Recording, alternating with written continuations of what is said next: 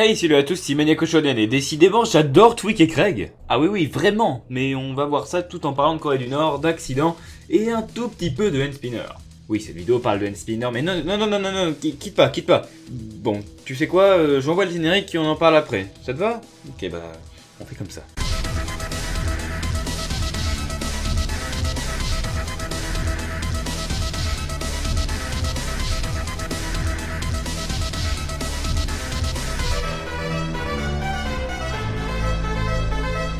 Ouais, donc comme je le disais, j'adore le duo Tweek et Craig. Comme l'a relevé la review d'IGN, les épisodes où ils ont un rôle à jouer sont vraiment des bijoux, et en disant ça, je parle notamment de Tweek x Craig dans la saison 19, mais également de Tweek vs Craig dans la saison 3. Cet épisode était vraiment génial, et la politique était bien mieux gérée que dans White People Renovating Houses. Mais bon, avant d'analyser, parlons rapidement de l'histoire. Alors tout d'abord, l'épisode commence avec Tweek qui a un message à faire passer sous forme musicale, avec des grosses guillemets. Il nous montre à quel point il a peur et qu'il est stressé, évidemment puisque c'est Tweek, et à cause de tout ce qu'il fait, il effraie les autres élèves. Ce qui n'est pas étonnant vu qu'il crie tout le temps. Les enfants demandent donc à Craig, qui je le rappelle est son petit copain, de s'en occuper. D'ailleurs on a dans cette scène quelque chose de vachement étonnant puisqu'on voit que Cartman et Heidi sont toujours en couple. Ben voyons, et la fin de l'épisode précédent, elle a servi à quoi du coup? Enfin bref, notre caféinomane préféré finit par envoyer des cupcakes en Corée du Nord, mais à cause des tweets du président Garrison, Kim Jong-un les prend comme une attaque. Putain Garrison, tu fais chier. Craig essaye encore de calmer le jeu, mais c'est plus facile à dire qu'à faire. Et Cartman mène pendant ce temps-là une campagne pour montrer que le suicide c'est pas marrant.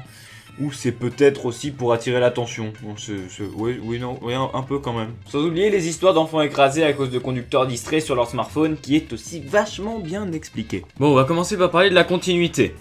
Oui, cette saison se profile bel et bien comme la saison 18, c'est-à-dire que comme dit la dernière fois, chaque épisode est un stand-alone, c'est-à-dire qu'il se suffit à lui-même, mais il y a toujours une toile de fond qui est similaire, ici la relation Cartman-Heidi. Le couple s'est donc reformé car Heidi l'a supplié. Enfin ça c'est la version d'Eric, en vérité c'est lui qui a appelé Heidi en pleurnichant que si tu reviens pas je me suicide. C'est bas ça Cartman. Mais vu que tout le monde se moque de lui à cause de son message, il va essayer d'attirer toute l'attention sur lui, notamment avec son clip de rap vachement sympa, avec Eric, We Don't Want You To Die et toute cette merde. Oui parce que du coup je l'ai en tête, mais c'est loin d'être la seule musique de l'épisode que j'ai en tête. Il enrage de savoir que sa cause est invisible aux yeux des autres qui sont plus concentrés sur le problème des accidents dus à l'inattention au volant, ou plus précisément au tweet du président. Oui car ici on a une apparition de Monsieur Garrison qui ne parle pas directement mais par l'intermédiaire de tweets, ce qui est logique pour une parodie de Donald Trump. Il a comme à son habitude une manière très caricaturale de parler avec beaucoup d'insultes gratuites et de provocations. Mais bon, ça fait du bien de revoir même rapidement des signes de vie de notre professeur favori. Oui, favori, parce que si tu préfères Croquelpaf ou la femme invisible, bah c'est qu'il y a un problème. Oui, donc du coup, Cartman finit dans un final flamboyant par nous dire que c'est bon, il ne compte plus se suicider. Et c'est vraiment inattendu. Par contre, on pouvait très bien s'attendre à ce que Cartman retourne avec Heidi. Mais pas si vite, on a tous été un peu choqués pour le coup. Et c'est cool, hein, un peu de surprise, ça fait pas de mal. Abordons maintenant le gros point fort de cet épisode selon moi, Tweek et Craig. Le duo dynamique est vachement efficace dans cet épisode, on peut facilement comprendre que leur relation a bien évolué depuis Tweek x Craig. Ils ont appris à vivre avec leur homosexualité et ça fait plaisir à voir. On peut toujours voir une certaine romance entre eux, il y a donc bel et bien eu une évolution depuis l'époque des yaoi. Le seul problème étant que Craig n'arrive quand même pas à calmer Tweek quand celui-ci se met à faire ses crises de panique habituelles. Ce qui, ma foi, doit pas être facile. Ce qui est d'ailleurs visible avec cet épisode, et ce duo en particulier, c'est que les intrigues basées uniquement sur des enfants sont de retour, comme le disaient les créateurs. Oui, déjà la semaine dernière, c'est vrai, mais c'était encore un peu timide et noyé par la masse de sujets sérieux et politiques. Ici aussi, on a un épisode qui parle beaucoup de politique, mais c'est infiniment mieux dosé que dans l'épisode 1. Dans celui-ci, la menace de la Corée du Nord est vachement bien abordée, mais on nous rappelle aussi qu'il y a une menace encore plus proche, celle de Twitter, ou plutôt de comment Trump l'utilise. Ah oui, et l'épisode aborde très vite fait les handspinners, qui est étonnant vu que le teaser nous montrait surtout cet élément.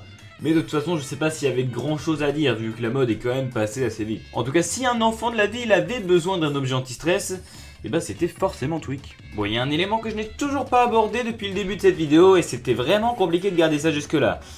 Mais les musiques sont putain d'excellentes. Que ce soit la chanson finale, Put It Down, ou le rap de Cartman, ou même la chanson de Tweek au tout début, qui est hilarante mais pas forcément agréable à écouter, je vous l'accorde. Bon, la chanson finale étant quand même de loin la meilleure, c'est une chanson moralisatrice mais qui ne s'adresse pas à nous directement, mais au président Trump. Put It Down, ou lâche ton téléphone, ça permettra d'éviter des guerres mondiales à cause de simples tweets. Donc n'oubliez jamais, si vous êtes un jour élu président, et bah lâchez votre téléphone. Dans cette chanson, on a même un caméo d'Hillary Clinton, dont tout le monde se fout, du vendeur de Hummer, et on a même la confirmation que nous sommes revenus à l'ancienne formule de South Park. De quoi est-ce que je parle, me direz-vous?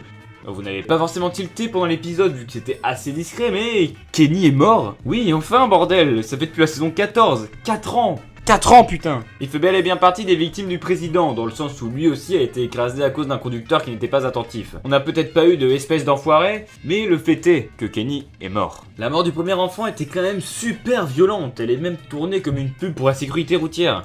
Enfin, à l'exception que là on voit le cadavre à la fin. C'est peut-être un peu hardcore. Même si on en a de base rien à foutre de ce personnage, la façon dont on le voit mourir si rapidement, et si violemment du coup, nous fait comprendre la tristesse des enfants à l'école. Bon, changeons de sujet.